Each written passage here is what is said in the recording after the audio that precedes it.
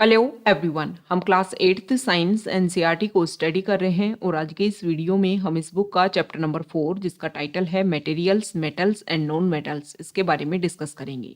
इस चैप्टर में हम मेटल्स एंड नॉन मेटल्स में जो डिफरेंस होता है उसके बारे में समझेंगे। तो चलो स्टार्ट करते हैं।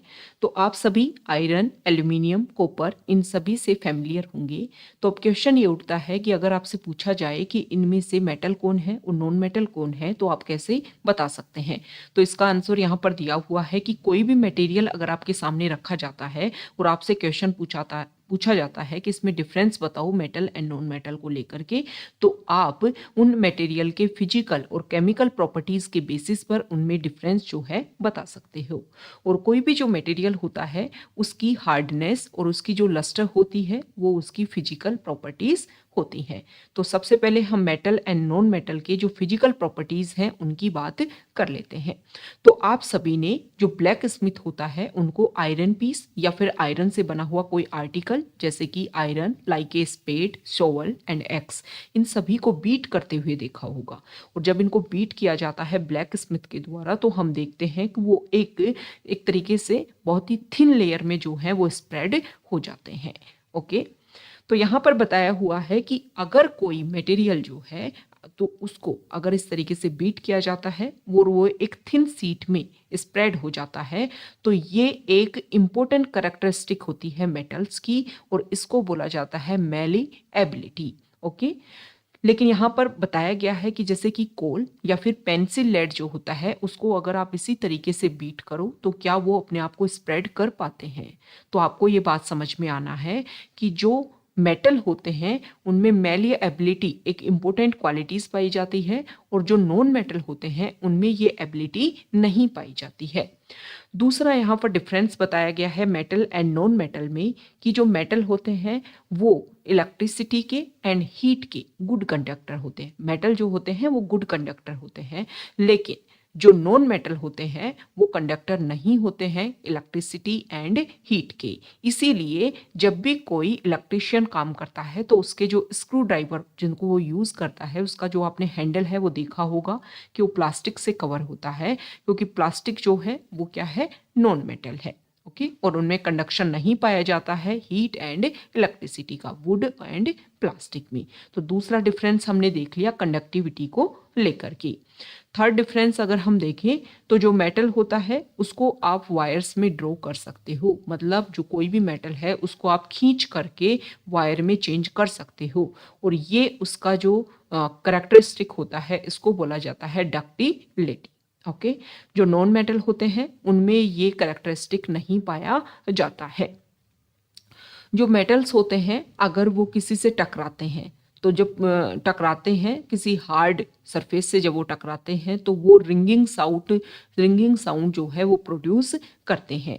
मतलब metals produce ringing sounds, they are said to be sonorous, उनको सोनोरस बोला जाता है। लेकिन वो मटेरियल जो सोनोरस साउंड जनरेट नहीं करते हैं या फिर रिंगिंग साउंड जनरेट नहीं करते हैं वो होते हैं नॉन मेटल।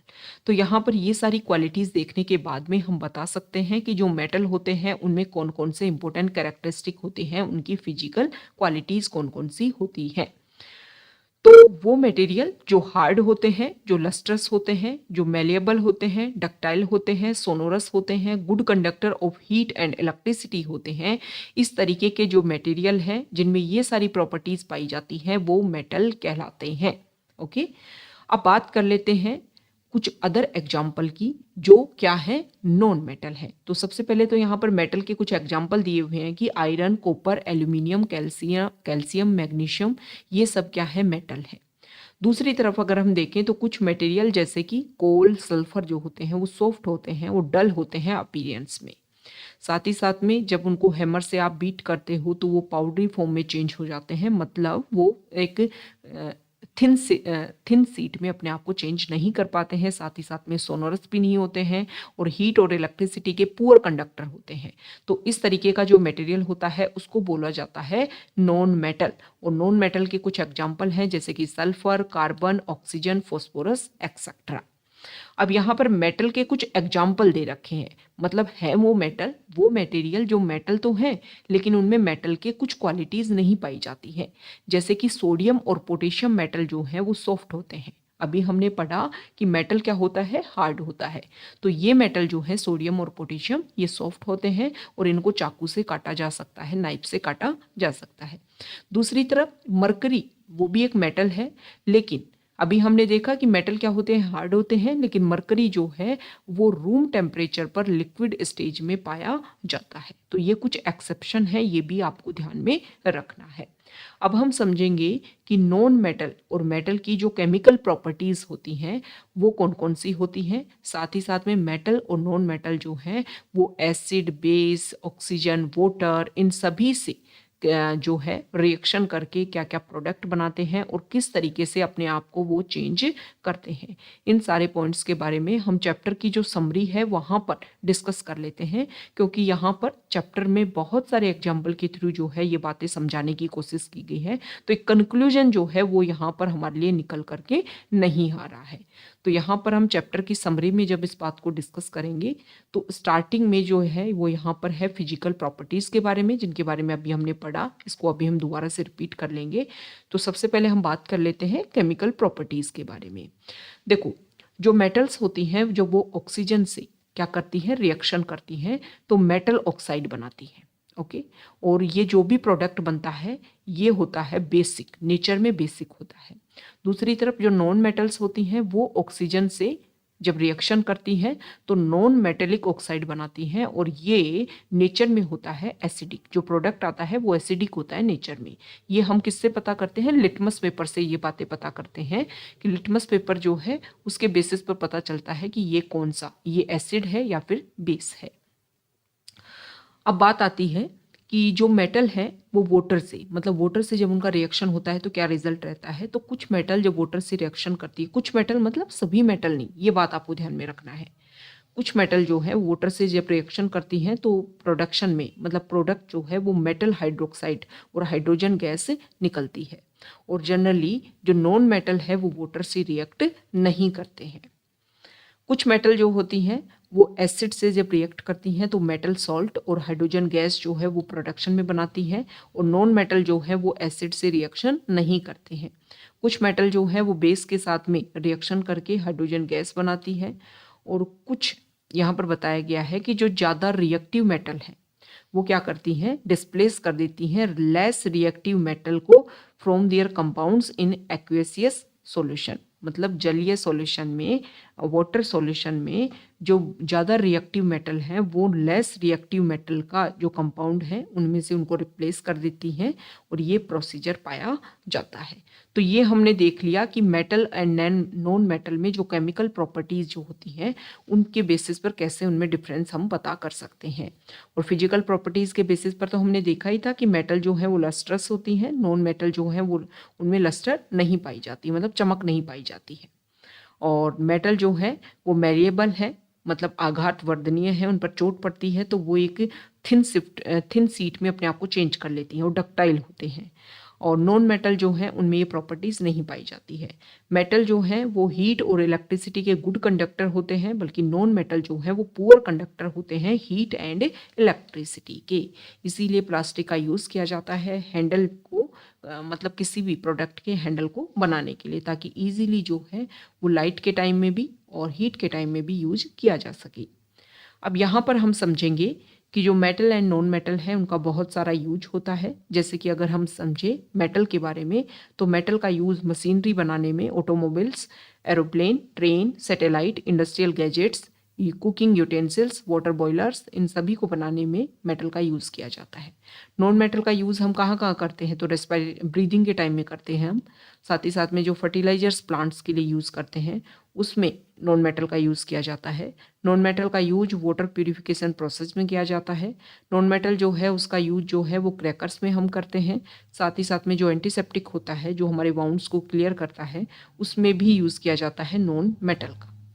अब यहाँ पर हम एक इम्पोर्टेंट बात समझेंगे कि क्लास 7th में भी हम एक बात पढ़ चुके हैं केमिकल रिएक्शन के बारे में।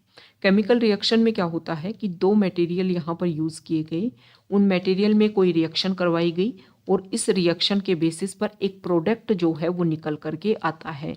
तो सबसे इम्पोर्टेंट बात आपको ये ध्यान में रखनी है कि जो प्रोडक्ट बन करके आता है वो इन दोनों मटेरियल से काफ़ी ज़्यादा डिफरेंट होता है। एक बात तो आपको ध्यान में ये रखनी है। दूसरा, अगर हम डिस्कस करें तो यहाँ पर जो प्रोडक्ट बन करके आया केमिकल रिएक्शन में, ये जो प्रोडक्ट है इसका चाहे आप एसिड से रिएक्शन करवाओ, बेस से रिएक्शन करवाओ, इसको गर्म करो, इसको ठंडा करो, इसको इलेक्ट्रोलाइसिस करो, लेकिन अगर इस प्रोडक्ट में कोई चेंज नहीं आता है तो इस तरीके का प्रोडक्ट कहलाता है एलिमेंट। ओके, सल्फर जो है वो एक एलिमेंट है, और आयरन जो है वो भी एक एलिमेंट है, कार्बन जो है वो भी एक एलिमेंट है, और किसी भी एलिमेंट की स्मॉल यूनिट होती है एटम। ओके, और कोई भी जो एलिमेंट होता है उसमें सेम काइंड के एटम जो है वो पाए जाते हैं। दूसरा यहाँ पर बताया गया है कि जब भी किसी जो प्रोडक्ट हमने देखा जिसको हम एलिमेंट बोल रहे हैं, जिसमें कोई भी चेंज नहीं हो रहा है, मतलब नेक्स्ट लेवल पर वो किसी भी पार्ट में ना टूट रहा है, मतलब डिवाइड किया जा सकता है, मतलब इसकी फिजिकल प्रॉपर्टी जो है वो चेंज हो सकती है, साइज जो है वो कम ज़्यादा हो सकता है, लेकिन इसकी जो प्रॉपर्टी जो है, मतलब इसमें जो गुण है, इसमें जो एटम है वो सेम कैरेक्टरिस्टिक के हैं, और इसीलिए इनको एलिमेंट बोला जाता है। ओके, तो यहाँ पर हमने डिस्कस किया कि जो भी एलिमेंट जो होता है जब उसमें फिजिकल प्रॉपर्टीज में चेंज आता है तब भी एलिमेंट जो है उसके जो भी एटम होते हैं वो चेंज नहीं होते हैं। जैसे कि एक लिक्विड सल्फर है, अगर सेम वो सॉलिड में हो या सेम उसको हम वेपर सल्फर में कन्वर्ट करें तो उसके एटम जो है वो हमेशा एग्जैक्टली सेम रहेंगे। ये आपको ध्यान में रखना है, मतलब एलिमेंट के जो एटम है वो हमेशा सेम रहते हैं। ओके, तो यहाँ पर बताया गया है कि हमारा जो यूनिवर्स है उसमें इनफाइनाइट वैरायटी ऑफ सब्सटेंस पाए जाते हैं, लेकिन एलिमेंट्स की जो संख्या है वो लिमिटेड है, मतलब 94 से ज़्यादा एलिमेंट्स नहीं है। और एलिमेंट्स को आप मेटल्स एंड नॉन मेटल्स में डिवाइड कर सकते हो। जो मोस्ट ऑफ द एलिमेंट्स जो हैं, ज़्यादातर एलिमेंट्स हैं वो मेटल्स हैं, बचे हुए नॉन मेटल्स या फिर मेटेलॉइड्स हैं। मेटेलॉइड्स जो है उसमें मेटल्स और नॉन मेटल्स के दोनों की कैरेक्टरिस्टिक पाए जाते हैं। तो ये कुछ इंपॉर्टेंट फैक्ट्स हमने डिस्कस किए। साथ ही साथ आपको ध्यान में रखना है कि मेटल के जो फिजिकल प्रॉपर्टी जो है वो आपको ध्यान में रखनी है, और कुछ हमने एक्सेप्शन डिस्कस किए थे मरकरी को लेकर के, ये सारी जो है वो आपको ध्यान में रखने हैं। इनको लेकर के जो क्वेश्चन है वो पूछ लिए जाते हैं। तो ये हमने चैप्टर को कंप्लीट कर लिया है। अगर आप यहाँ तक आए हैं, वीडियो आपको अच्छा लगा है तो प्लीज़ वीडियो को लाइक कर दीजिए, शेयर कर दीजिए और चैनल को सब्सक्राइब कर दीजिए। Okay, thank you.